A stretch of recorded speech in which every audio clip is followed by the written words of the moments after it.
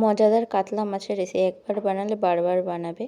প্রথমে শুকনো লঙ্কা, জিরে আর রসুন একটু জলে ভিজিয়ে রাখবো, তারপর পেস্ট করে নেবো। মাছের মধ্যে নুন হলুদ মাখিয়ে নেব। দেখো ভালো করে মাখিয়ে নিচ্ছি আমি। তারপর কড়াইতে তেল দিয়ে দেবো। তেলটা গরম হয়ে গেলে ওর উপর দিয়ে সামান্য পরিমাণে নুন ছিটিয়ে দেবো, যাতে মাছ ছাড়ার সময় গায়ে তেল না ছেটে। মাছগুলি এক এক করে দিয়ে নিচ্ছি, তারপর লাল লাল করে ভেজে নেব। ভেজে তুলে নিচ্ছি।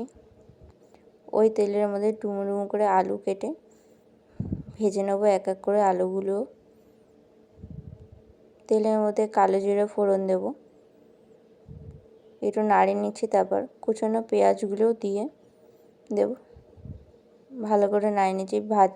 লাল লাল করে ভেজে নিচ্ছি। আমাদের হলুদ গুঁড়ো, জিরের গুঁড়ো, ধনে গুঁড়ো, তারপর বাটা মশলাটা দিয়ে দেবো।